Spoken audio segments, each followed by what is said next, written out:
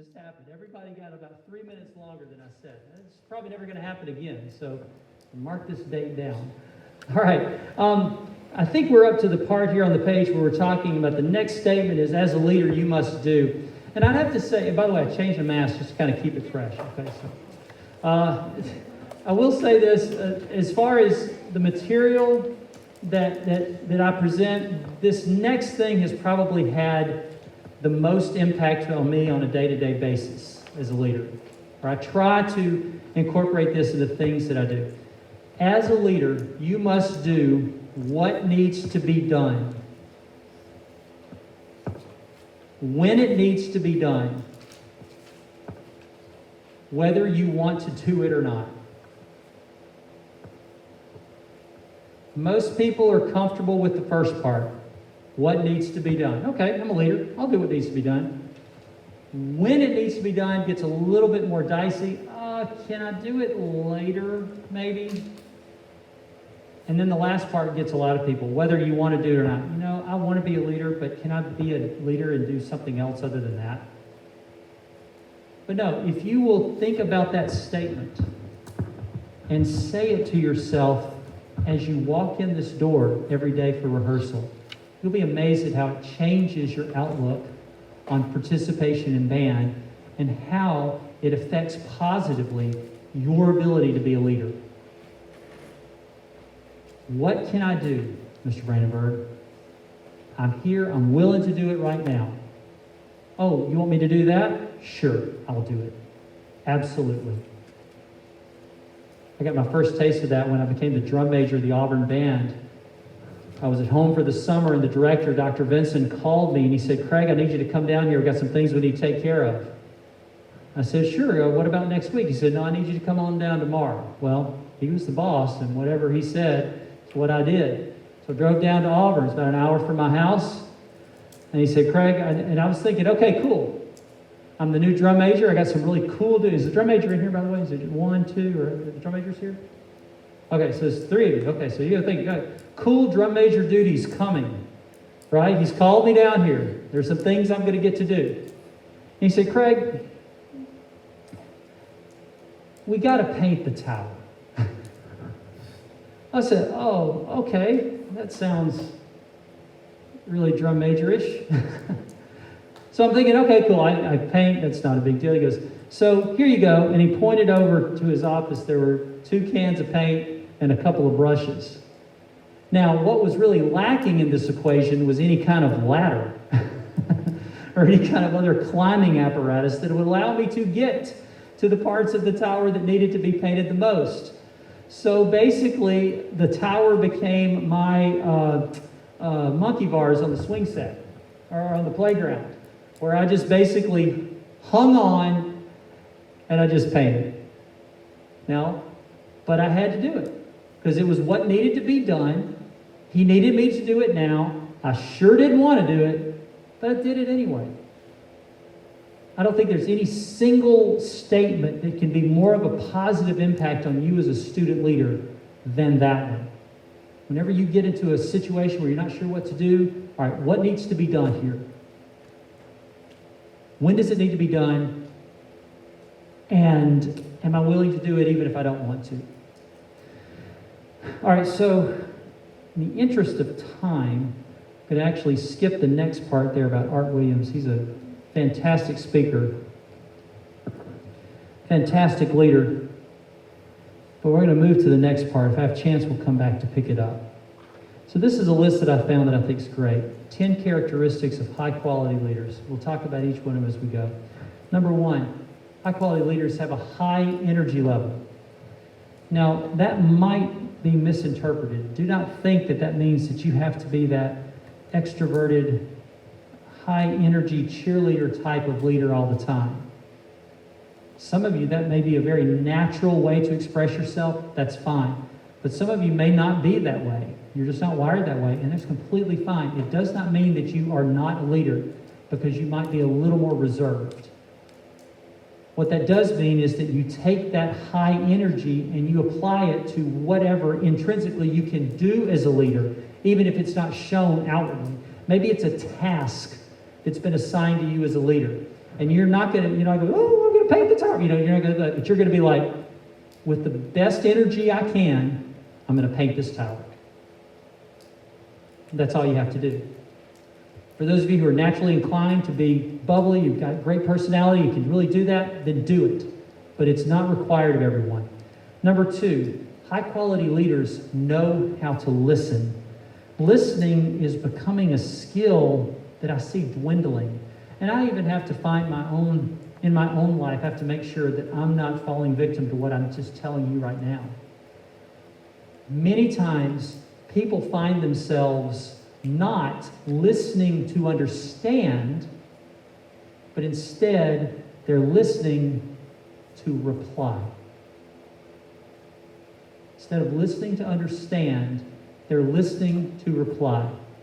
You ever feel like you're in a conversation with someone and you can just tell you're talking and you can tell that the other person is just waiting for you to take a breath, pause in some way so that they can rebut, so that they can say what they have to say? It's really annoying, isn't it? That's what I mean by listening to reply. Good leaders are able to listen to understand. That means when you're talking to me, you've got my full attention. We are just, it's just us, okay? I'm not looking past you to see if somebody more interesting is coming up. I'm not checking my phone while we're talking. I'm invested in you. That's a relationship thing that will go a long way. If somebody in your section is talking to you, make sure that you are listening to understand what they are saying. Number 3, high-quality leaders are self-confident. And I know you're not supposed to use a word to define a word, but self-confident is exactly what you think it means. You internally feel confident about your ability to do something that you've been asked to do. Now, some of you in this room might not have a real high level of self-confidence. Maybe this is your first adventure in leadership, and you're not really sure how it's going to go. You're lacking self-confidence. Well, let me tell you something that I hope will help you come a little bit farther down that path. You are here today because, in part, somebody else has confidence in you. You would not be here if that weren't the case. The leadership of this band program has looked at all the people in it and has decided, you make the cut for the leadership team. I'm confident that you can do this. So when others have confidence in you, doesn't that give you a little bit of an internal boost as well? They see it, so is it a little bit easier to see in myself? I hope so. If you're not confident internally right now, just give it some time and know that there are people out here, your staff, that have full confidence in your ability to be a section leader and to be a good one. Number 4, high-quality leaders have integrity. Integrity. There's a couple of ways you can define integrity. These are 2 examples that I think work well. Number 1, integrity is defined by the way you conduct yourself when you think nobody else is looking. How do you conduct yourself when you don't think anybody else is looking? And then number 2, integrity is defined by how you treat people that have absolutely nothing they can offer you in return. How you treat people that have absolutely nothing that they can offer you in return. Those are 2 really good guiding principles towards integrity. Number 5, high-quality leaders are sensitive. And that may not be the most popular phrase, but yes, I am sensitive to you as part of my group. I'm sensitive to your background. I'm sensitive to your place in life. I'm sensitive to your needs. I'm sensitive to your weaknesses, to your strengths. All of those things are great things for leaders to be a part of. You can't just ignore those things. Number 6, this is one that a lot of times leaders have a hard time understanding. Leaders have to be willing to fail. Have to be willing to fail. And don't think for a minute that failure is not a part of success. If you were to pick anybody that you consider to be successful, business leader, community member, professional athlete, if you had the chance to sit down with that person and say, tell me about your path to success, I bet in most cases that conversation would not go like this. It would not be, well, I started down here at the bottom and I went straight up to the top, and here I am today. There's very few people that go that way. For most people who are successful, it goes a little bit more like this. I started down at the bottom and I got to right here, and then something bad happened. But I picked myself up and I did this, and then something else bad happened. But I didn't quit. I got back up a little bit further, and then this happened, and that kind of took me back. But I got back up, and here I am today. That's typically how the path to success works. It's not straight up. So you have to be willing to fail. I think most of you probably know this. Abraham Lincoln was not a skilled politician when he became the president. In fact, I don't believe he had ever won an election before he won the presidential election. He did all right. See if you know who I'm talking about with this quote. I missed more than 9,000 shots in my career. I lost 300 games. There were 26 times that I was trusted to take the game-winning shot, and I missed it. I have failed over and over again in my life, and that is why I've been successful. Anybody want to take a guess? Who? Yeah, it's Michael Jordan. Michael Jordan. It sounded a little bit more like my basketball statistics, to be honest. But no, that was Michael Jordan. Anybody watch The Last Dance? Well, that was fantastic television for about 10 weeks. In the void of sports, we really needed something like that. That was great. Even if you're not a basketball fan, great story. But yeah, that's the route that most leaders take. It's not always, Jordan didn't hit everything. He didn't win every single game. A lot of times he didn't. But he got himself back up. He kept pushing himself to get better, and that's why he was successful. Number 7, good leaders have a sense of humor. And let's make sure that we understand the difference between having a good sense of humor and being sarcastic. Those two things are not the same, okay? Some people sort of thrive in the arena of sarcasm, right? Okay, but here's the difference. When you're displaying a sense of humor, everybody's laughing.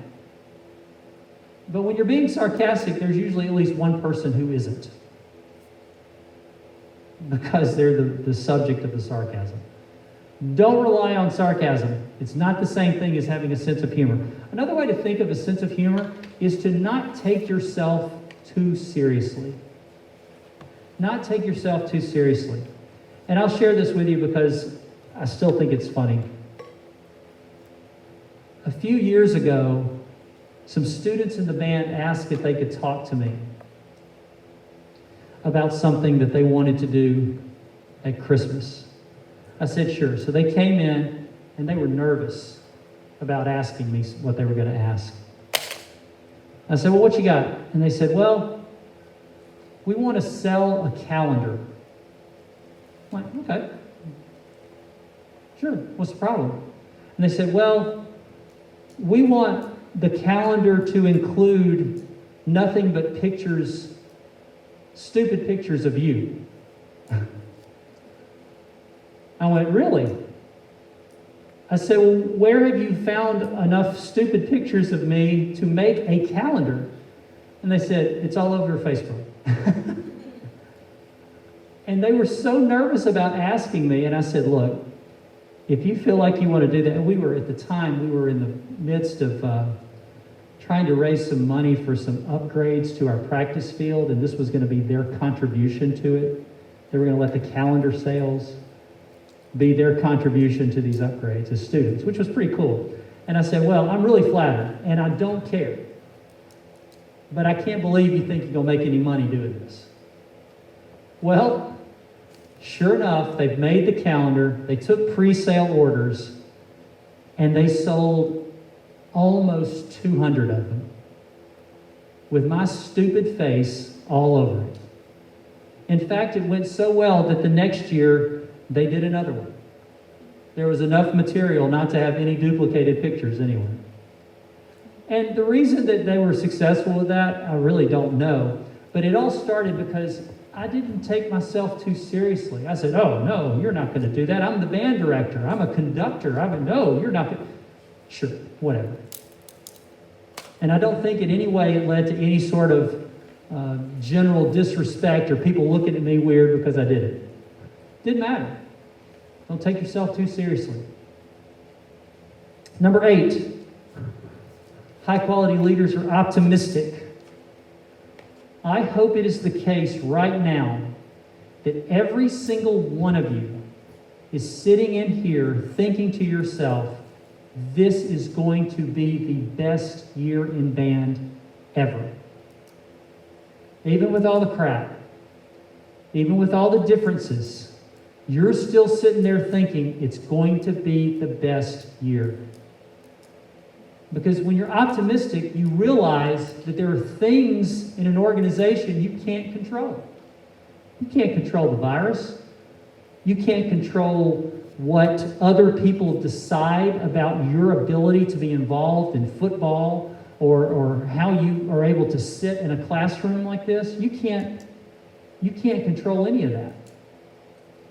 But you're optimistic because you realize that there are things you can control. You can control your attitude, like we talked about earlier. You can control your knowledge, like we talked about earlier. You can be willing to take a risk, like we talked about earlier. All of that leads to a sense of optimism that says, this is going to be the best year we've ever had. Number 9, high-quality leaders avoid unnecessary comparison. And this is a little bit of a soapbox moment for me,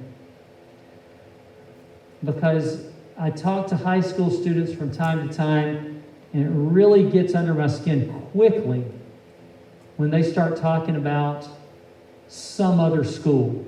Yeah, some other school's doing this, and some other school's doing that, and their show is this, and their show, I'm like, And then I'll say, well, how does that affect you? They'll say, well, we need to be doing it. It's like, no, time out. You're in the realm of unnecessary comparison.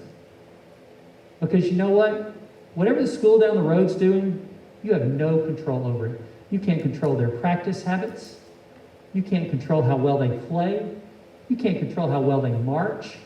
You can't control the type of show that they're doing. You can't control what music they play in the stands. So why are you putting any energy into what the band down the road is doing? Now, what do you have control over? You do have control over your band's practice habits, how your band plays, how well you play in the stands, how well you execute the show that's been given to you. And that, if you put your energy into what you can control and not put any effort into what you can't control, you'll find yourself to be more successful. Don't waste your time comparing yourself to things that you can't control. And then the last thing, high-quality leaders are caring. It's a simple but effective trait. High-quality leaders are caring. I'm going to skip this next part about where it says effective leaders, and I want to move on to the next part, where we talk about some of the random thoughts on individual leadership. So I'm like, well, you've been doing that for an hour and a half. But here's some other things that I didn't really feel like fit into the narrative that we've talked about so far. Number 1, one person can make a difference. Sometimes it's easy to forget that, but that is absolutely the case. One person can make a difference. You don't believe me? Think about this. How many times have you been in a class in school where the subject was something that you did not like one year but loved the very next year? Anybody? Yeah. A lot of times, what's the difference there? The teacher, one person. Works the other way too, right? You didn't have a really good experience one year and you love it the next year, like, wow, I hated this last year, but I love it now. What's the difference? A lot of times it's the teacher. Let me read to you a little bit about another person that made a difference. During a long nighttime stakeout, kneeling in some desert weeds in the spring of 1980, U.S. Customs Agent Tommy Austin told Arizona Department of Public Safety Officer Ron Cox that he had a problem. His wife's friend, Linda, had a small child named Chris who was dying of leukemia. The 7-year-old boy yearns to be a police officer because he wanted to catch the bad guys.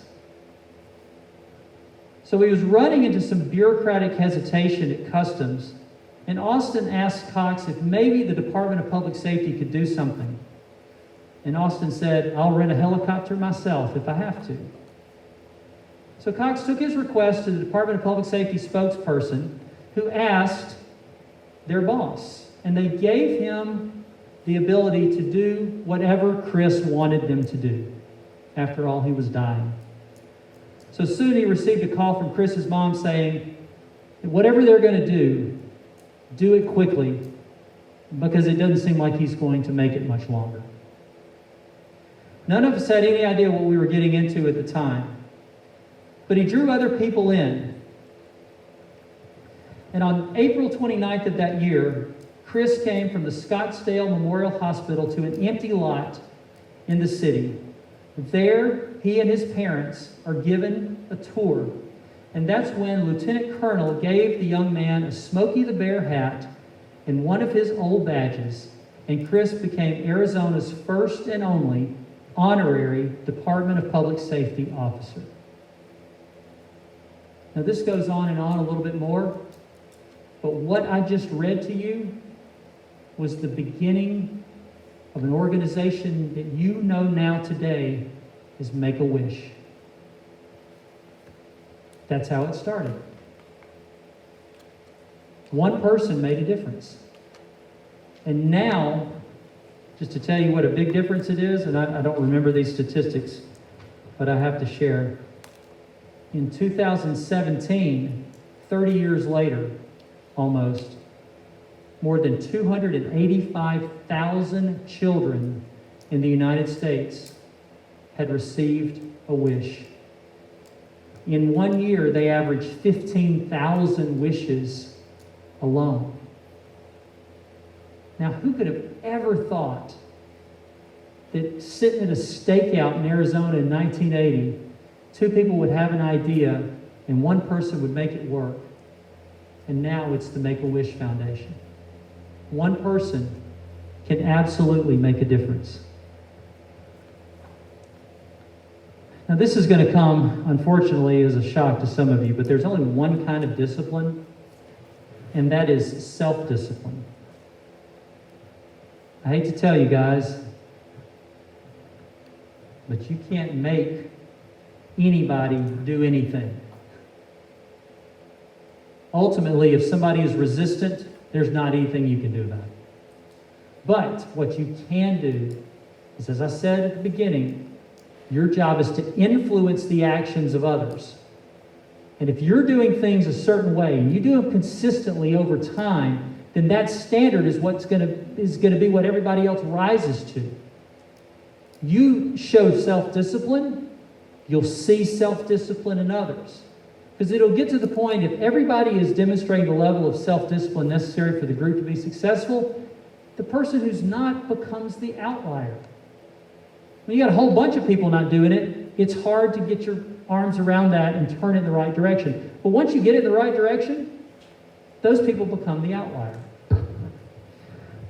I mentioned this earlier when we wrote this on the board, but the foundation of any meaningful relationship is honesty. As an individual trait of a leader, there is nothing more important than honesty. when I was teaching high school band in Mobile, I was sitting in my office one afternoon and I got a phone call from a band parent. And she said, Mr. Arias, I'm really not sure how to tell you this, but I'm really concerned about Matt. Matt was a trumpet player in the band who was slightly autistic. And I said, well, what's up with Matt? What are you concerned about? He said, well, my girls came home to me and they told me that Matt is really involved selling drugs at school, out in the community, and they're worried about him. Well, obviously, I was worried about it too. And so I sat and I thought for a minute about how to deal with this, because this is not something you learn in school. And so I went to assistant principal, and I said to the assistant principal, hey, you deal with discipline a lot more than I do. What do I need to do here? How do I help this kid? And he said, well, you're kind of in a hard spot because unless he admits to doing it or you catch him doing it, there's not a whole lot that you can do. You can just talk to him. So I couldn't just let it go. I wasn't just going to just take that and just pass it aside because we're talking about life-threatening stuff here. So the next day, after class, I called Matt into my office, and my assistant director was there with me. And I sat him down, and I talked for a minute, and I said, okay, Matt, let me just get right to it. I'm going to ask you a question, and I'm pretty sure I know the answer, but I got to ask it anyway. Are you selling drugs? And he looked at me with a straight face, almost without any hesitation, and he said, yes, I am.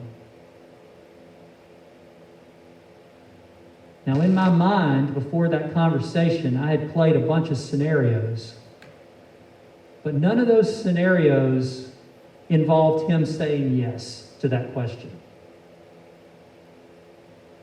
Well, his honesty cost him a little bit in the short term because he had to leave school and go to rehab because it wasn't just that he was selling drugs, he was addicted. So he had to go to rehab. And as a result of that, he was not able to come back to school once he finished. He had to finish out that year in alternative school, and he got so far behind that he actually failed a grade and didn't get to graduate the next year with his class. It was 2 years later. So there was that setback. And in the meantime, I had moved from that job in Mobile to my current job at Mississippi State. And in the spring of that year, I got a letter in the mail. It was from Matt. And all it was his graduation announcement. There wasn't any letter or anything, didn't matter. The important thing was he was graduating. And I still reflect on that a lot because I think to myself, what would have happened in that situation if Matt had not been honest?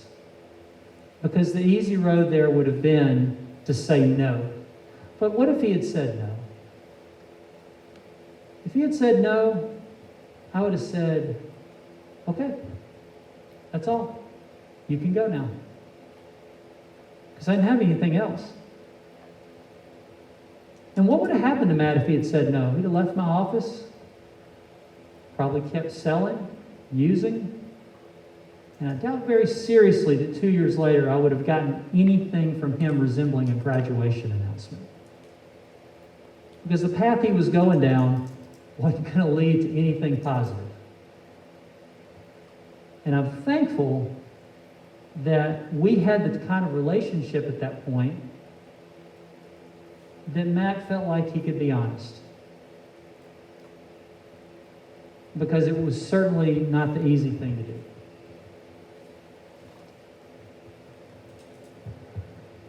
I use a lot of sports analogies when we talk about things. And one of the coaches that really set the bar very high in terms of leadership, It's a man named John Wooden. Anybody ever heard of him? Any of you play basketball? Any basketball players in there? So John Wooden was the head basketball coach at UCLA out in California in the 50s and the 60s. He was arguably the most successful basketball coach in college basketball history. Wooden's teams at UCLA won 7 national championships in 10 years, including 5 in a row. If you were to take any standard and apply it towards a Mount Rushmore of coaches in any sport at any time, John Wooden goes on there. And he was remarkably simple in his approach. It wasn't overly complex. And one of the things he would do with his team is he would teach them the basics. And I don't mean like the basics of just dribbling the ball. Everybody who came to UCLA was an elite player. They know how to do that. But he was focused on everybody doing things exactly the same way. In fact, he was known from the first day having the team come in and sit down in the locker room, and he'd have their shoes in front of their locker, and he would say, "Gentlemen, this is how you put on your left shoe. This is how you tie your left shoe. This is how you put your right shoe on. This is how you tie your right shoe." And one year he had a young player named Bill Walton, who still calls games for the NBA. But he was a flashy, hippie kid from the East Coast that had come out to California to play basketball. And the story goes that when Walton was sitting there listening to John Wooden tell him how to put on his shoes, he got up and he said, "I don't have to do this crap." And as the story is told, Wooden looked at him, at Bill Walton, first team All-American, one of the best players coming out of high school in the entire country that year, and said to him, "Well, Bill, we sure will miss you on this team." Didn't yell at him, didn't scream, but he had a standard. One of the other things that he used to do with his team is he would say that there are these 2 sets of 3. 2 sets of 3. And if you follow these 2 sets of 3, you'll probably be successful in life. Number 1, the first of the 2 sets of 3 is never lie, cheat, or steal. Don't do those 3 things, and you'll probably be okay. Certainly, if you're going to be a leader, don't lie, cheat, or steal. But the second one I really like for band. I think this one really hits home with band. Don't whine, don't complain, don't make excuses. I could just say, Wooden was a short guy. I could just see him telling Bill Walton that. Don't whine, don't complain, don't make excuses. If you'll let that be part of your everyday living in this band, you'll make a difference. If you let the first one be a part of your everyday life outside of band, you'll probably stay out of trouble. And then the last thing, which I think is really good, also from John Wooden. This is John Wooden. Coach Wooden died, I believe, in 2003. He was 102 years old when he died. Long life. This is a great book. It's called The Essential Wooden. For those of you who like to read, this is what I call an airplane book, because you can start it at the beginning of your flight and you can finish it by the time your flight is over. It's an easy read. It's great stuff. This is a chapter, it's an excerpt from a chapter called Using Strength Quietly. I want you to think about how this might relate to leadership experiences you've already had in your life right now. Scattered around the farmland where I grew up in Indiana were these large gravel pits. And the county would pay local farmers to take a team full of horses into the pit and haul out large loads of gravel to use on the county roads. This is back in the 20s, pre-Depression era. So one day there was a young farmer, probably about 20 years old, that was trying to get his team of horses to pull a fully loaded wagon of gravel out of the pit. This young farmer was whipping and cursing at these two beautiful plow horses that were frothing at the mouth, stomping, and pulling back away from him. My dad watched a little while, and then he went over and said to the farmer, "Hey, let me take these from you for just a few minutes." To be honest, I think the farmer was relieved to hand over the reins. The first thing my dad did was started talking to the horses, almost whispering, stroking their noses with a soft touch. And then he walked between them, holding their bridles and bits, while he continued talking to them very calmly, very gently, as they settled down. Gradually, he stepped out in front of the horses and gave a little whistle to start them moving forward while he guided the reins.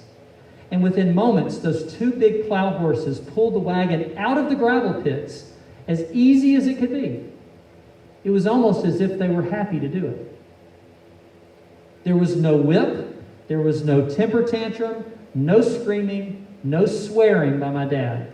I never forgot what I saw him do that day and how he did it. Over the years, I've seen a lot of leaders that acted like that young farmer who lost control and resorted to force and intimidation. The results were often the same. No results at all. So much more can usually be accomplished with my dad's calm, confident, steady approach. But for many of us, however, the temptation, our first instinct, is to act like the farmer and to use force rather than apply strength in a measured and gentle manner. Unfortunately, in my early years as a coach, the former, force, was close in most respects to my own approach as a leader. This quote by Abraham Lincoln makes me think of my dad that day in the gravel pit. There is nothing stronger than gentleness. Dad was a strong man with a gentle touch. I love that story. We're kind of beyond the generation of leaders that feel like they can yell and scream and force people to do what they want. You certainly can't do it. Certainly shouldn't try. But you can use strength in a gentle manner to move the group forward. And I think that's a very good way to segue into the next part of our discussion, which is about how to apply leadership within a group. So, one of the ways that we demonstrate that we care about this group that we are charged to lead is that we invest in the members of the group. What's the simplest, easiest way to demonstrate that you have invested in a group of people that you are charged to lead? What's the simplest way? Okay, listening is a good thing. Something earlier than that, though. Time, that's a part of the equation. Even earlier than that, what's the first thing that you can do to demonstrate that you're invested? You're getting close. But even before that, there comes the very first thing that you have to do. You got to learn their names. You got to learn who these people are that you are charged to lead. You got to know who they are. Looking around this room right now, raise your hand if there's somebody in this room that the only thing you really know about them is their name. Okay? Put your hands down. Raise your hand if there's someone in this room that you don't know their name. Good. That's actually good. And that's actually unusual. Usually with a group this size, you will get people in there that they don't know, the other people in the leadership team. So, Think about how this applies to the new people that are going to come in. When do your rookies show up? Thursday. Of next week? Yes. Okay, so the first, or all next week is just with this group and with guard, percussion? Yeah, percussion also. So these new people are going to come in, and they have to decide very quickly if it's a good thing or not that they decided to be in band. So here's what I'd like for you to do. And this is an activity that we're actually going to get up and we're going to move around, but we have to maintain the proper distancing to do this. I want you to think about the person. When you raised your hand a minute ago and you said, there's somebody in this room that I only know their name, I want you to find that person. That's who I want you to find. And I want you to take 3 minutes to talk about at least 3 things you find in common with that person. Does everybody understand what to do? We're going to all stand up.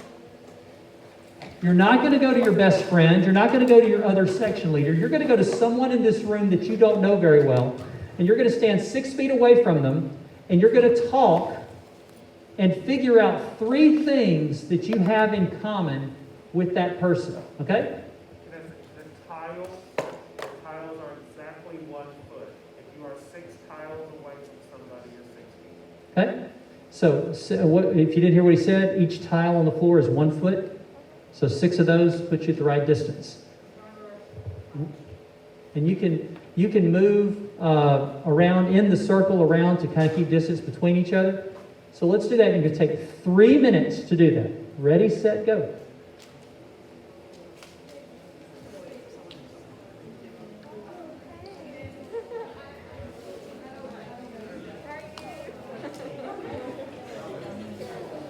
If we have an odd number of people, then there might be one group of 3.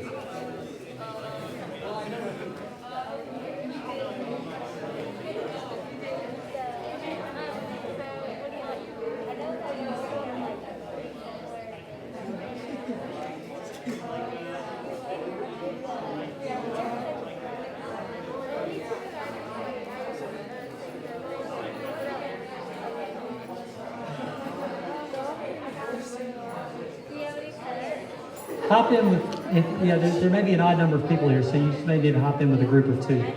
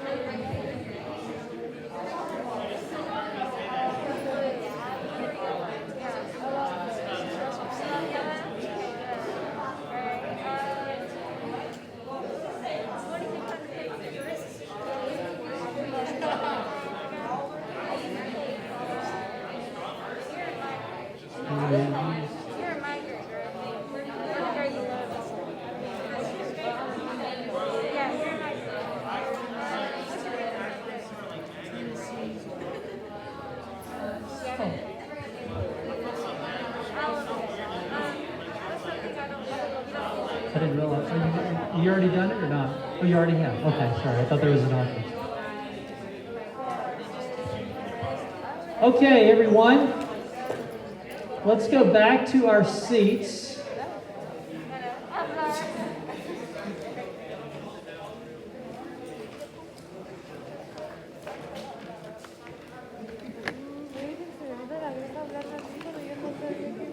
Now, what I'd like to have happen now is I'd like for somebody to be willing to volunteer to tell us the person you met, or even if you know them, you know their name, and then tell us the coolest thing you found that you have in common with that person that you really just met.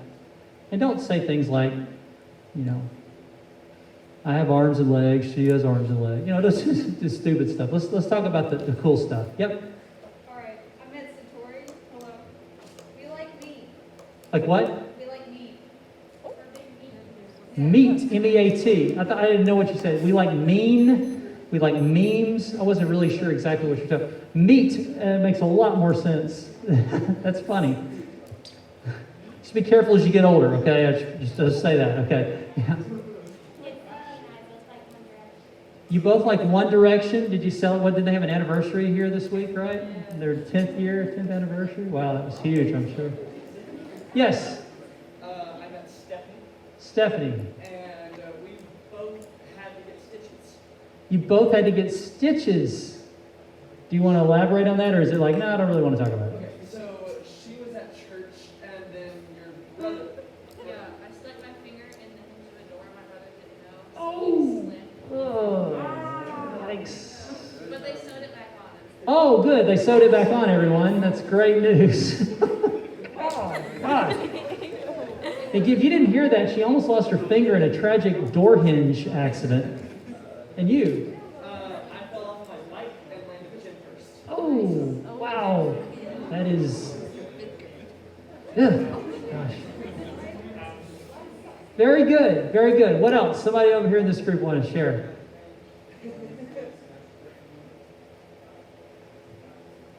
Come on. Had to have something.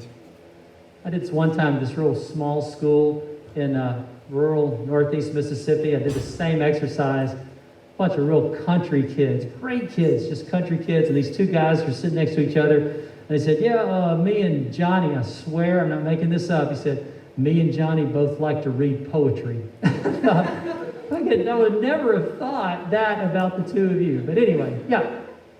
If you say poetry, I'm going to laugh. Go ahead.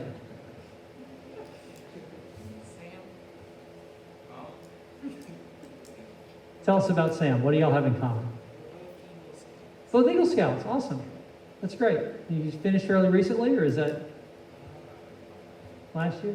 That's something you always want to make sure, and I know you know this, but a lot of colleges, just that attainment, that's a scholarship automatically, in addition to whatever other scholarships you might get. So that's great. Anything else? Any other really cool things you found out? All right, so when you do an exercise like this, I think it's important to know what's the takeaway. First of all, you see that this is an activity that you can do socially distanced, okay? Number two, it requires no setup on your part. You don't have to get any materials together. You don't have to go buy anything. None of that. Number three, it doesn't take much time. I gave you 3 minutes. If you wanted to do it longer, you could say, okay, after 3 minutes, find someone else. But I think this is a great exercise to do with new members of the band when they come in and they meet the old members for the first time. If you can think back to when you were a freshman, that first rehearsal you came to, weren't you a little nervous? Weren't you a little scared? Didn't you have some level of anxiety about even participating in band at a certain point? Well, what if you could come into that with all of that, but very quickly realize that you do have things in common with these people that you may not even know.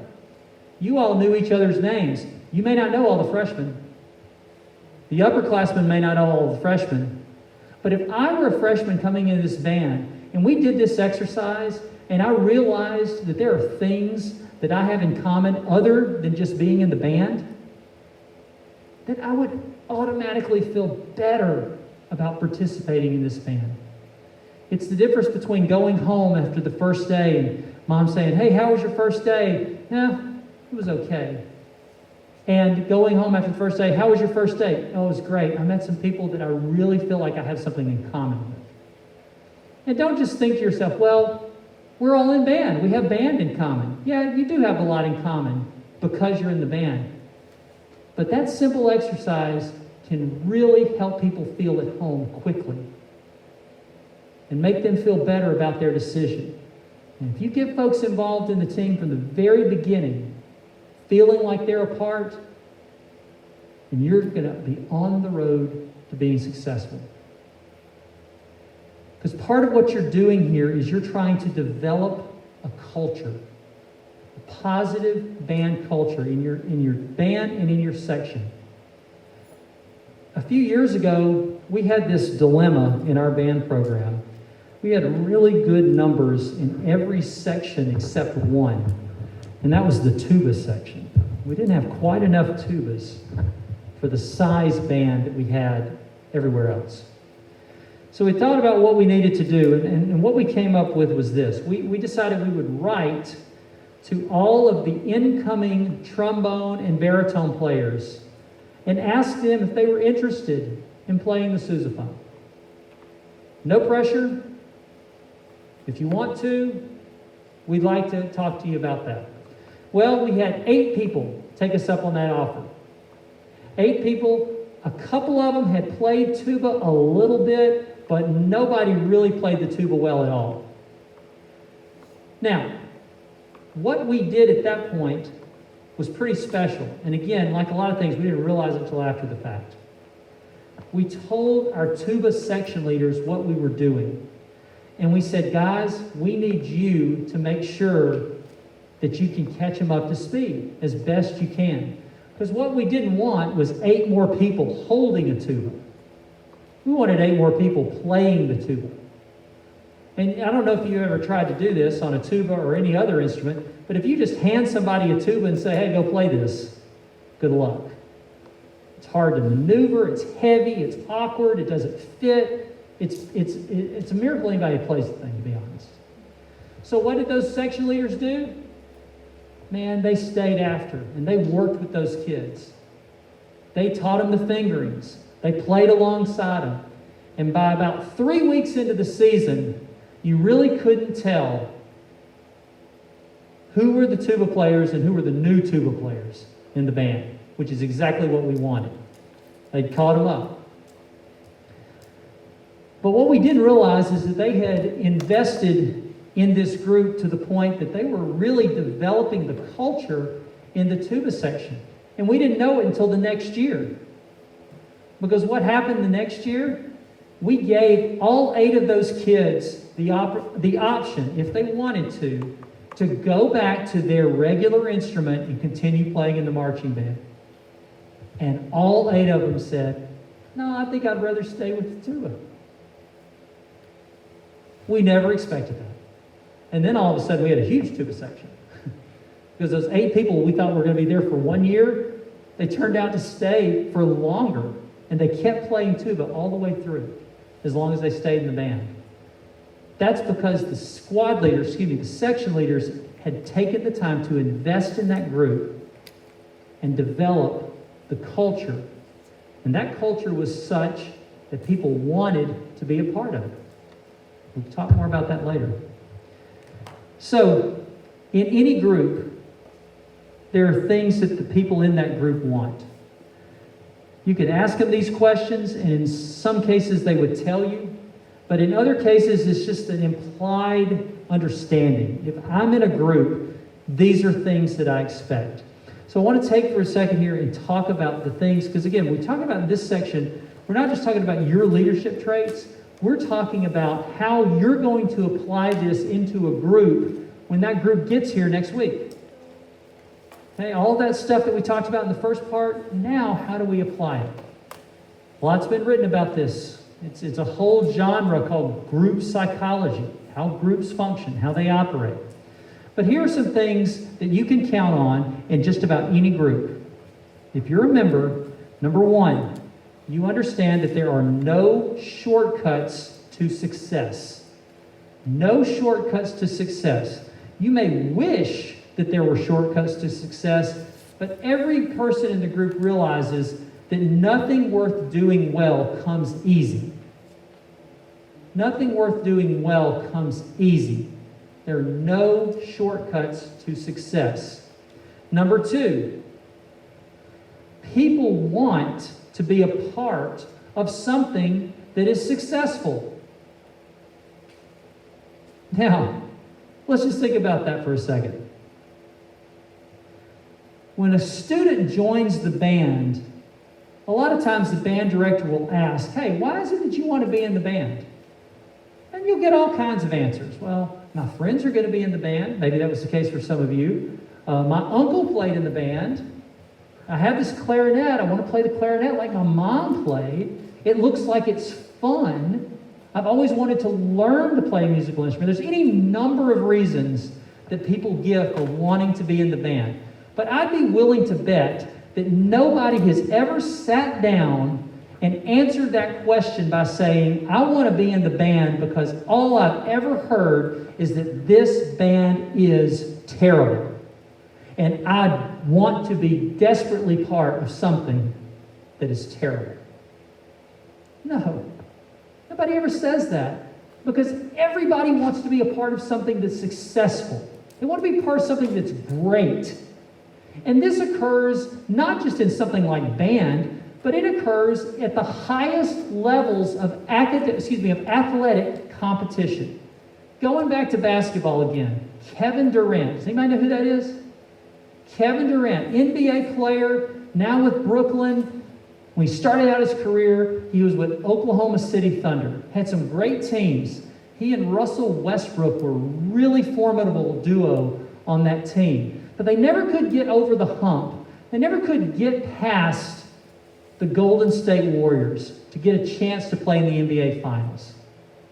So Kevin Durant, who's made more money than anybody in this room probably ever will, even though he had everything you could possibly think he wanted, he still desired that elite level of success that only comes with being on a championship NBA team. And when he got to the point that he realized he wasn't going to get that in Oklahoma City, guess what he did?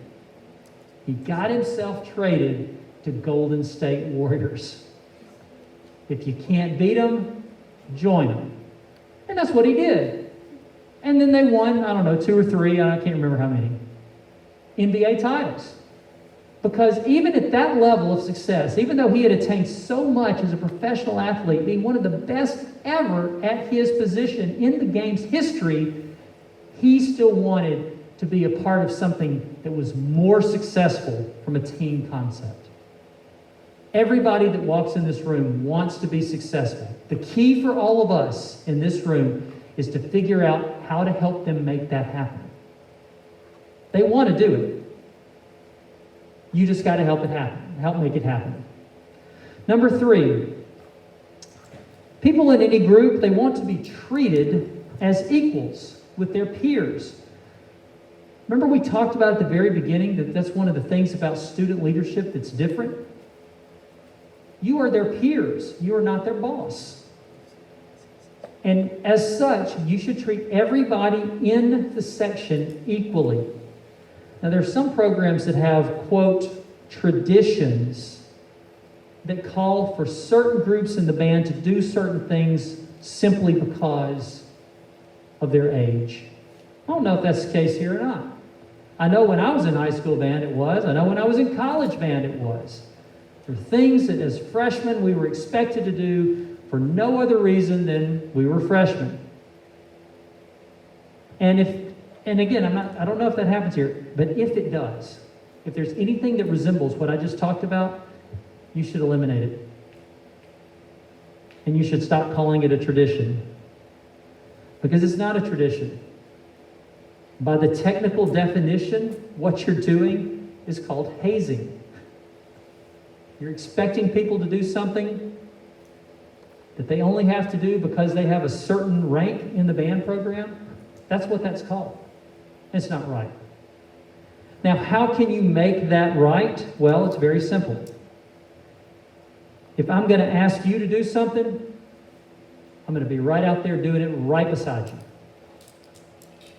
If it's the freshman's turn to clean up the practice field before everybody goes inside, no, it's not.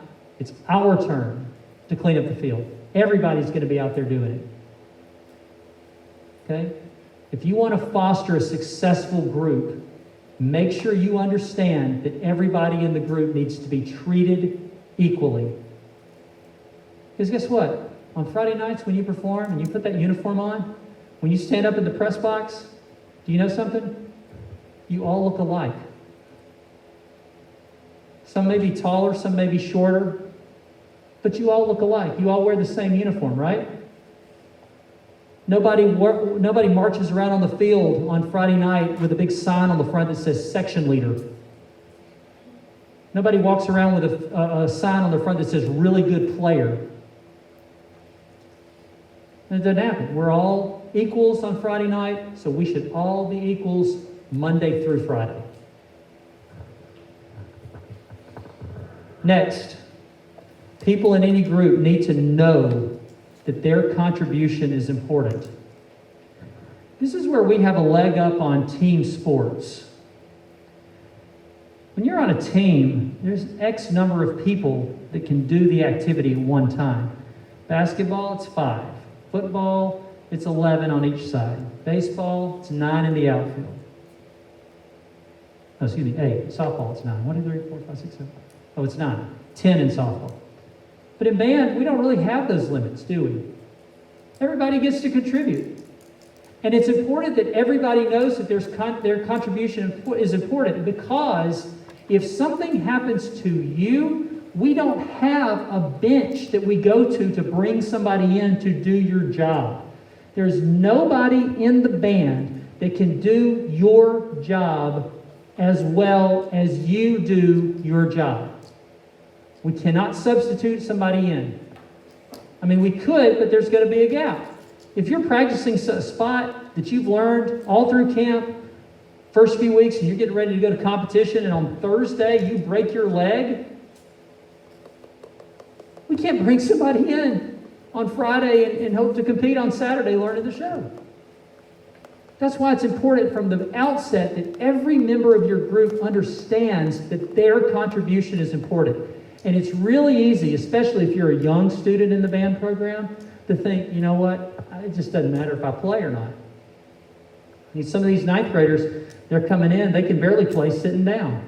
And now we're asking them to play while moving around. They say, it just doesn't matter if I play or not. That is a concept that is called social loafing. Social loafing. It's this belief that in a large group, any one person can say to themselves, it doesn't matter if I do what the rest of the group is doing because everybody else is doing it. Well, that's a problem. That's only a problem. That's not a problem if it's just one person that does that. But typically, if one person's thinking that, there might be 10 others. And what if 10% of your organization is not doing what they need to do at any given moment? Mr. Brandenburg said you guys have 150 in the band program. Do you think you would notice if 15 of those people quit doing what they were supposed to do at any given time? You better believe it. Mamas and daddies on Friday nights would notice. Any judge in the press box would notice. You have to instill in your group that every contribution is important. From the senior first chair player to the last chair freshman, everybody's contribution is important. Number 5, in any group, success is built on strong fundamentals. Success is built on strong fundamentals. Going back to John Wooden.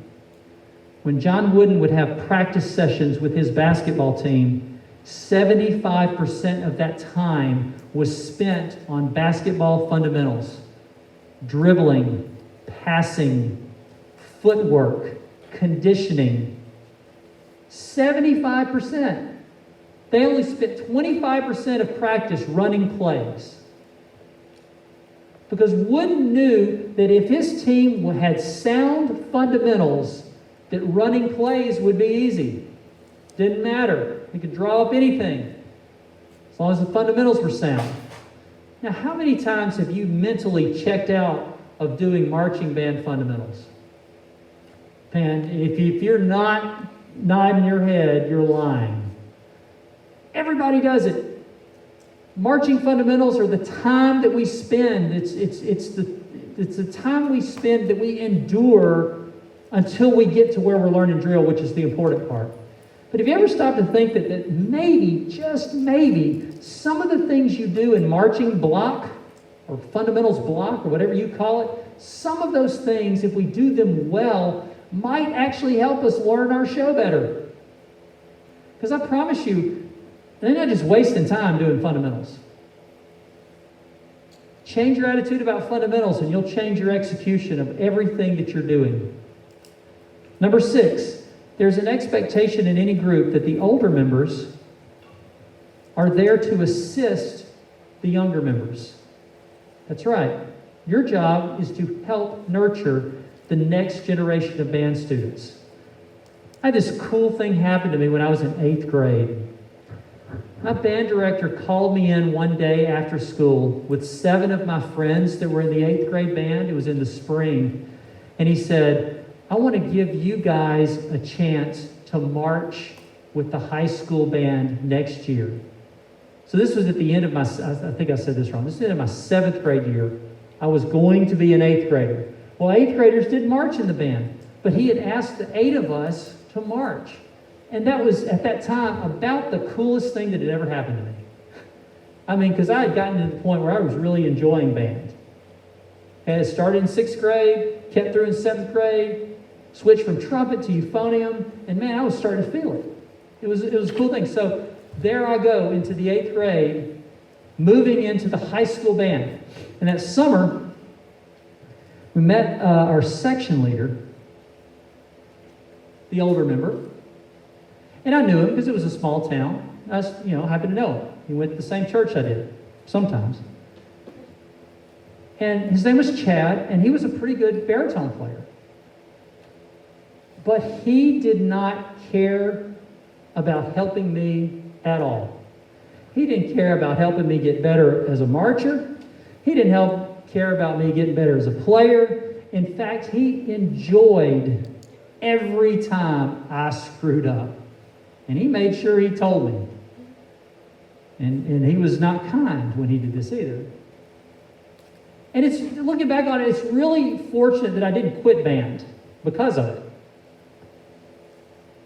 He had the responsibility and the opportunity to nurture me as an older member. But instead, he took that opportunity to belittle me, to put me down, and to really make my 8th grade year not nearly as much fun as it should have been. You are older members of the band. You have the responsibility to encourage all of the older members in the band to treat the younger members with respect and nurture them along in the group. Number 7, participants in any group need to be respected, appreciated, and recognized. Respected, appreciated, and recognized.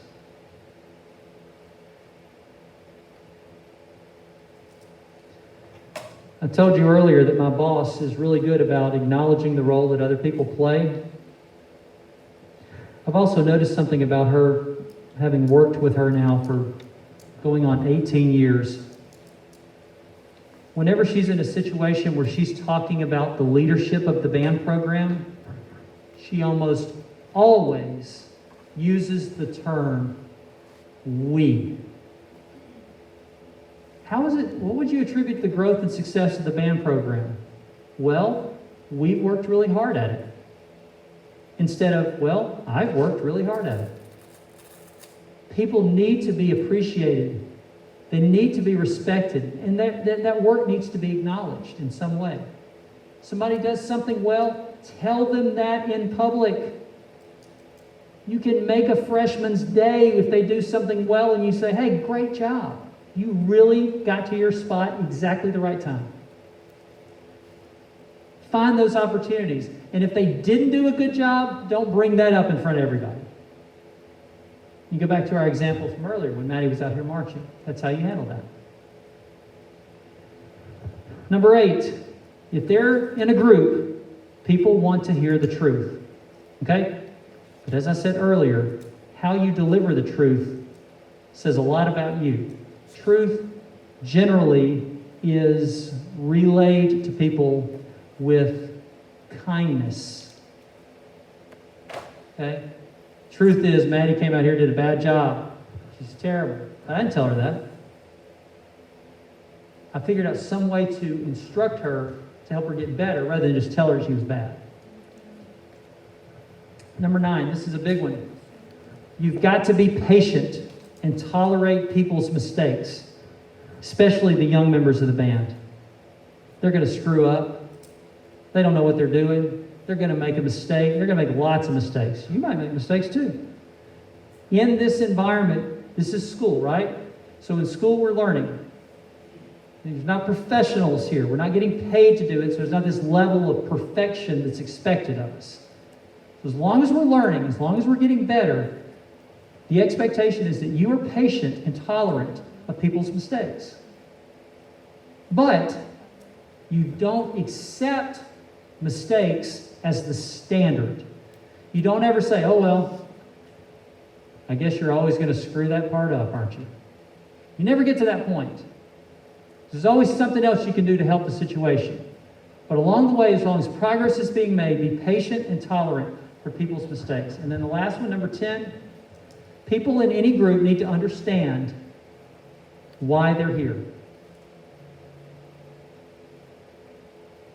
People in any group need to understand why they're here. The people who come through that door need to know why they are in the band. And sometimes you just have to remind them. You have to remind them that there are educational, mental, physical, social, and musical benefits of being in the band. Educational, mental, physical, social, and musical. Just about any reason to be in the band falls in that category. All right. Y'all been really good. I know it's tough to come in on these things right after lunch. It's kind of warm in here. We've moved around some, but we can't move around a lot. I'll give you another break. It's 3:25. Can we come back here at 3:30? We're going to finish up the group part, and then we're going to move on to all this paper and markers in front of you. So you'll finally get to figure out why you have all that. Thanks, guys. Y'all are doing a really good job with this. Thank you.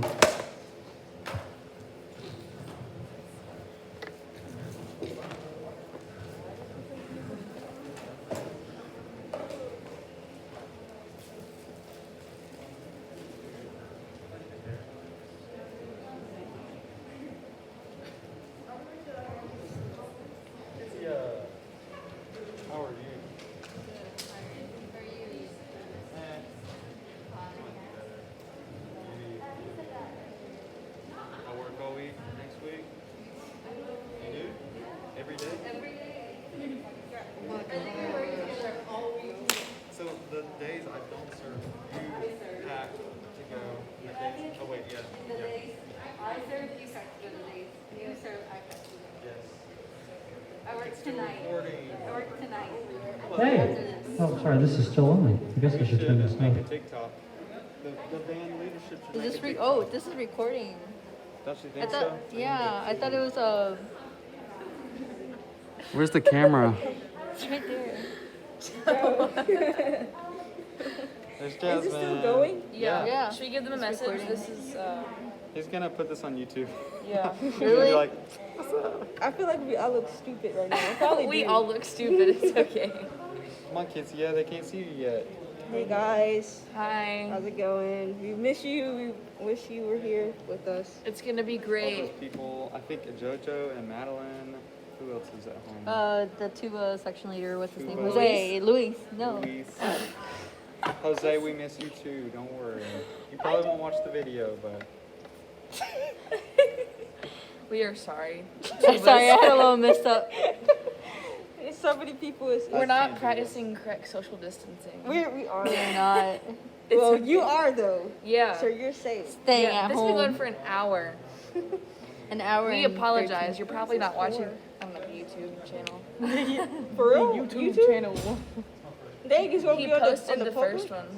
Look at Joe. It's gonna be out in the public. Squished him. Gone. Wait, where's the... What I'm thinking of is like, you know how YouTube people like they edit. There's no Yeah. editing here. Yeah. So He's gonna take this off and just put it on there. He's probably never gonna watch. I this doubt and notice. anybody's gonna watch this whole thing all the way through. Are you pregnant? I look like I am through this video right now though. So I'm I gonna. felt that. I'm pregnant. Are you? Yes, I am. I'm kidding. Look, I have a cheese necklace. A cheese? I got it from Etsy. Ooh.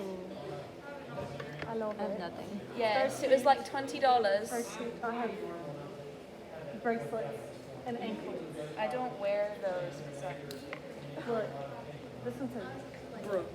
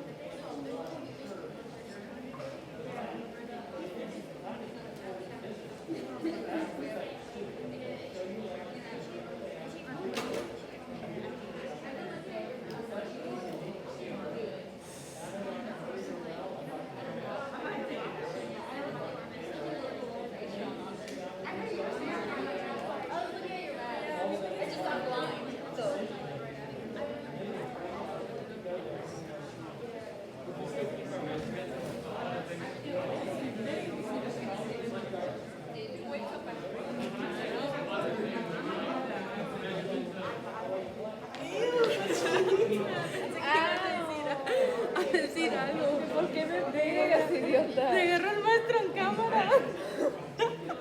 Pero no me escuchó. Para que vean. Pero no me escuchó. Para que vean.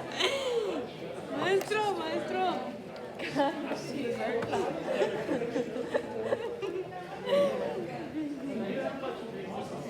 Sí, you know what?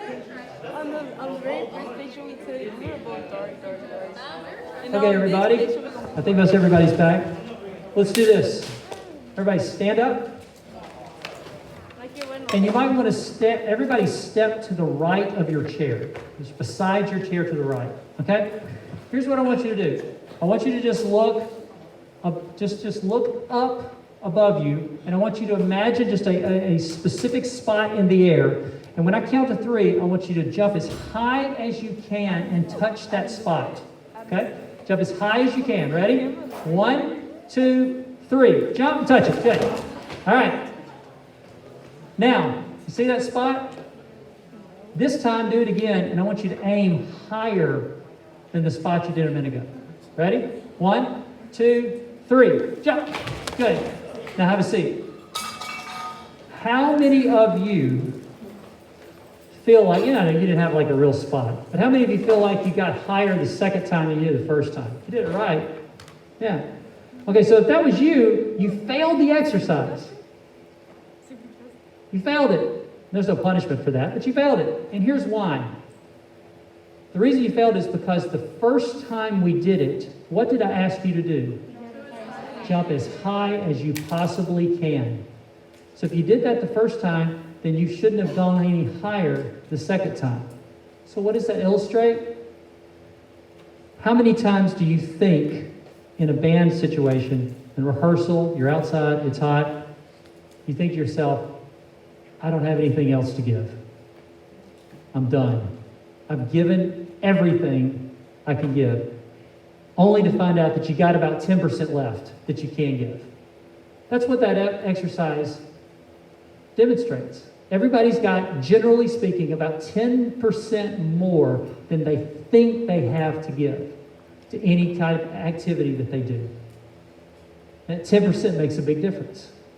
10% makes a big difference. Okay, so we're going to wrap this part up in just a minute. But I want to talk about two, what I think are just terrific examples of leadership in the corporate world. If you've ever been to Disney World, or if you're just a Disney fan in general, you probably know, and especially if you've been to Disney World, and some of you may not have been, and that's fine. But Disney is one of those places that, to me, you look around, and when you go around the park, you see examples of excellence at every turn. The customer service is first class. They pride themselves on creating an experience that is unique, that is different than any other experience anywhere else in the world. When you go to Disney World, you spend a lot of money, because it ain't cheap. But when you leave, you feel like, I got a lot of value for that dollar. Disney's just the best, in my opinion, they're just the best anywhere at doing that. So it's not surprising that Disney has some core principles of leadership that they use to train their employees that they call cast members. Okay? So there are a few things that if you work for Disney, these are things that are taught to you when you become a cast member. Number one, I project a positive image and energy. You do not find rude employees at Disney. You find a lot of rude people at Disney. But you don't find a lot of rude cast members. A few years ago, I was there. We were there with the band, actually, with the Maroon Band. We played at a bowl game, and we were able to, down in South Florida, we were able to come back and spend some time at Disney on our way home. And Disney has this system, it's called Fast Passes. And it's basically a way for you to ride certain rides at certain times and not to avoid waiting in the long lines. Well, we had two groups that were together. We were trying to merge our Fast Passes so that we could go together. So I found somebody there that had an iPad. And if you find a cast member with an iPad, what that means is that person is important. That person can get things done. So I wanted to ask this cast member if we could I didn't know if it was possible, but I wanted to see if we could do it. There's this guy in front of me as I was waiting to talk to her. And he was just giving her the business. I mean, he was mad, and he would not let up. I don't even remember what it was, but he went on and on for 5-10 minutes. Just like, I'm sitting there going, come on, man. Just go be happy at Disney. Okay? Just quit being a jerk. That's what I'm thinking. So the cast member was doing her best, but I could tell she was even getting frazzled. And so finally the dude went away angry, and he was huffing and puffing. And so it was my turn. And so I walked up to her, and I just smiled. And I said, how are you? Are you okay? And she said, yes, I'm fine. And so I said to her, well, I don't know if we can do what I'm trying to do, but we've got these two groups, and we would like to maybe try to merge our Fast Passes together so that we could ride all at the same time and not be like 20 minutes off like we were. And I said, do you think we could do that? She said, oh, let me see what I can do. And I said, and if you want to throw in a Fast Pass for the Snow White ride, which was brand new at the time, that would be great. And I just laughed because I was joking. I was really just trying to help her day be better from the jerk that had been in front of her. So she goes to her iPad, and she's doing all this, and she's sliding around. She looked at my Fast Passes. She looked at my friends and all that. And she said, okay, got you all set. Your Fast Passes are now locked, so you guys can all ride together. I said, thank you so much. I appreciate that. And she said, oh, and by the way, that other thing you asked for, I went ahead and did that too. So we bypassed the 360-minute wait at the Seven Dwarfs Mine Train, and we walked right in. All because of an act of kindness. And all because that girl needed something to help her project that positive image and energy. Number 2, I am courteous and respectful to all guests. Number 3, a fish swims from the head. A fish swims from the head. Oh, I'm sorry, that was number 4. Sorry, number 3 is I go above and beyond. I go above and beyond. Number 4, a fish swims from the head. When Disneyland opened in Anaheim, California in 1957, Walt Disney was walking around the park with his executive leadership team. Walt noticed that there was one executive that stepped over a piece of trash, and he asked him, why didn't you pick that up? And the man said, well, it's not my job to pick up the litter. Disney fired him that day. A fish swims from the head. If you're going to be an executive at Disney, you got to do what anybody else would do in that situation. The number one reason the guests do not return to Disney, do you know what it is? Customer service. And the number one reason that people do return to Disney, same thing, customer service. It's the number one reason people do come, and also the number one reason people don't.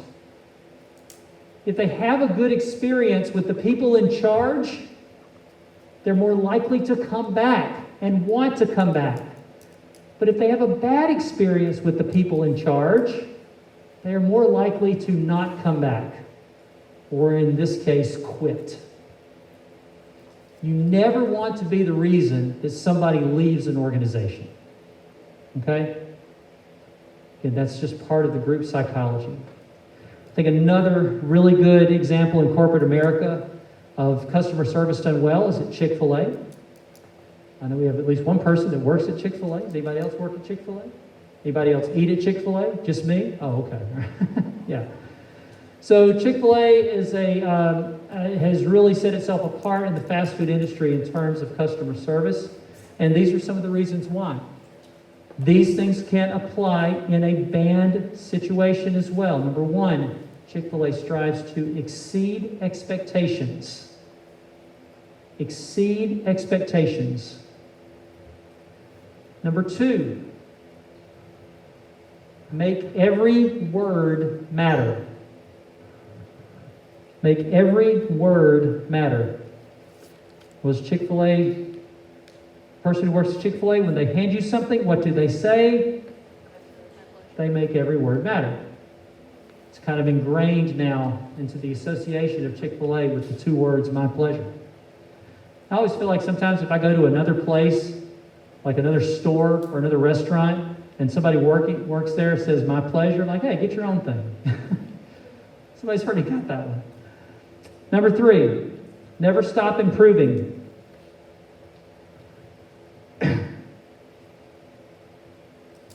Back when I was a kid, the only way you got to go to Chick-fil-A was if you went to a mall.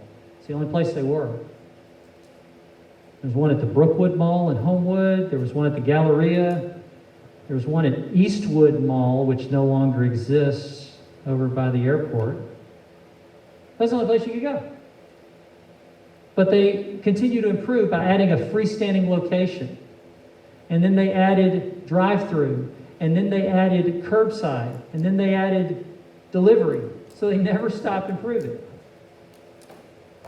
Number four, they prioritize human connections. I don't know how it is here, but the Chick-fil-A in Starkville is still closed to dine-in restaurants, dine-in service. But before that, whenever I'd go in, I knew that I was going to, if I had lunch, I was going to have the opportunity to have a conversation with Brian, who works there.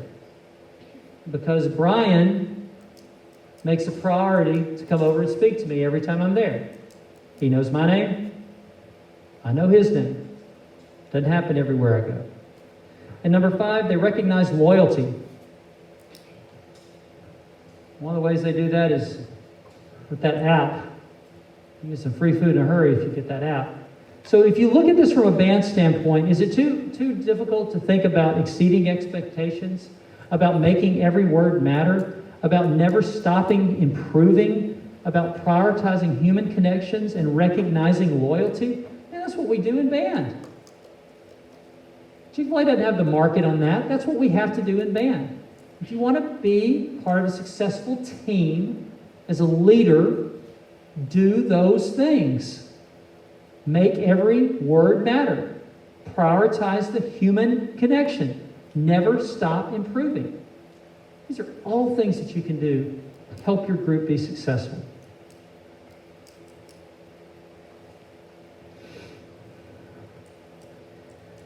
Now, in addition to achieving the goals of the group musically, there is also a social element present that must be nurtured. There are two reasons that people stay in band. One, they have a good musical experience. Two, they have a good social experience. And for a lot of kids, they got to have a little bit of both to stay. Sometimes one or the other is not enough. So your directors really do a good job of helping handle the musical side of it. But what are some ways that you can help nurture the social experience, especially in this time when socializing is more difficult? How can you reach people socially? Be friendly and be a friend to anyone that you come in contact with. Are there other ways? I'll tell you one way that my family has stayed in touch a little bit better during all this time where we've kind of been isolated from each other. And I don't know if this is a real popular app or not, but how many of you are familiar with Marco Polo? Any of you are familiar with that app? I think that's a really good way to socialize in the absence of being close. Because instead of just talking, now you're seeing. That or FaceTime. For those of you not familiar, Marco Polo is basically a video text message. That's what it is. You know, you record a video and you send it, and then the person on the other end watches it whenever they have a chance. It's not live stream like FaceTime. But that's a good way to do that.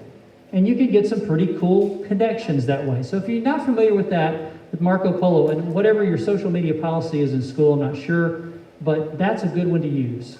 And it's free. It's free to use. I encourage you to think a lot about this. How are you going to nurture those social connections that are so important to all of us that are in band? We don't all just come here because we love music. That's a big part of it. But we come here because our friends are here. We come here because the people that we're closest to are here. So you've got to really think about that and think about ways to help people connect. And I promise you, in our band room, we're doing that a lot. We are doing that a lot because we don't know what our season's going to look like. Okay. The last part of this, the thoughts on discipline, the last stuff here, I'm as much as I'd love to talk about it, I want to go on to the next part, which I think is the most important part. So before we get into that, everybody just right where you are, just stand up and stretch. Because the next thing we're going to do is completely different. Totally and completely different. I want you to make sure that you're nice and comfortable when we do it. Because I want your head to be clear. So when you do this, you're not thinking about wanting to stand up, wanting to stretch. You've already done all those things. Okay? You good? Feel comfortable? Okay, good. You can sit back down. That's just a little 30-second stretch break. So the first part of the session, just to recap, we talked about individual leadership. We just finished a little bit talking about how ways you can apply that in a group environment. This next part is different from those two things. It's going to require you to trust me a little bit, okay? Because it could be that I'm going to ask you to do something here and you're going to be like, oh gosh, I can't believe he's asking me to do this. Trust me. If you will do the things that I'm about to ask you to do, then when we're done, you're going to come out of this with something that can impact your band positively starting on Monday. It's not something you have to wait to do. Don't have to wait for it to grow over a period of 3 weeks, 4 weeks, 6 weeks. None of that. It's something that can affect your band positively starting on Monday. But in order to do it, I got to have some buy-in from everybody. I got to have everybody sitting there going, even if this sounds weird, I'm going to do it. I'm going to do it. I'm going to give it a shot. And if I'm right, then cool, you got something you can use on Monday. If I'm wrong, well, you gave it a shot. Okay? So, what we're going to go through now is the process of determining where, as a band, we are and where we want to go. This is a process called developing a vision.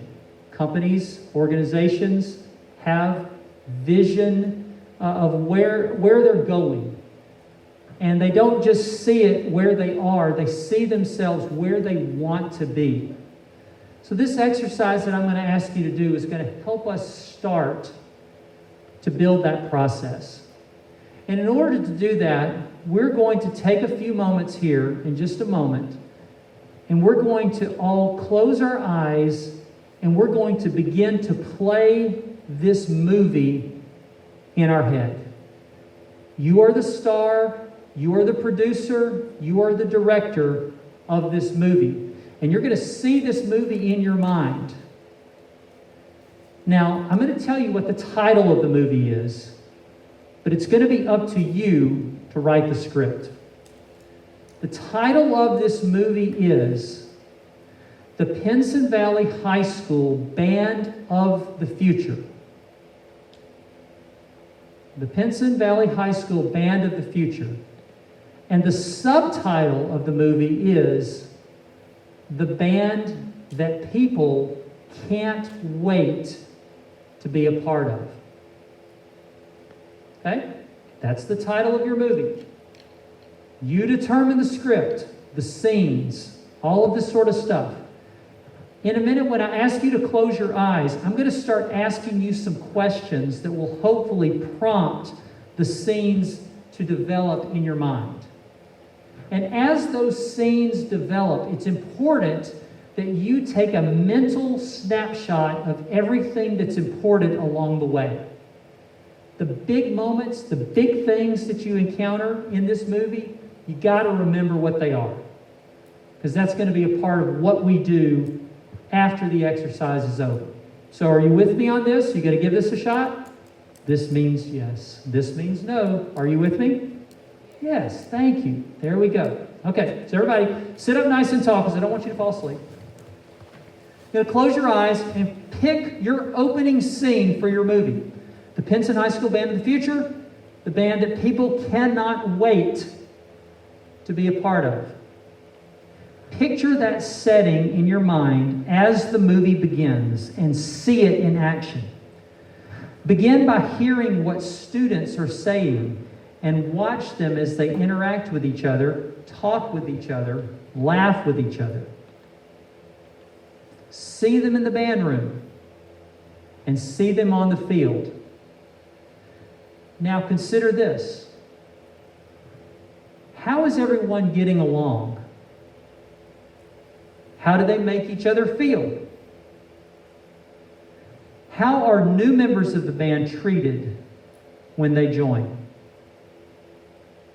How do older members treat the younger members? How does the leadership team treat the members of the band? How does the band staff act? Does everyone in this band feel wanted, needed? This is the band of the future, not the band necessarily as it exists today. When you talk to your friends in other bands, are they a little jealous of how great your band is? What's the student behavior like? What is morale like? Do students have a good attitude? Is discipline a problem? What about the music? How does the band play? What about the drill? How is that executed? What's the level of enthusiasm throughout the program on a daily basis? When things are going well and when things aren't going so well. If people are enjoying themselves, why? What is it that makes this band the band that people can't wait to be a part of? If people are having a great experience, why is it so special? Think about all the great things that you're seeing in your movie. Take those mental snapshots. See all the good things in this band of the future that people can't wait to be a part of. Not the band as it exists now, but how it exists in the future.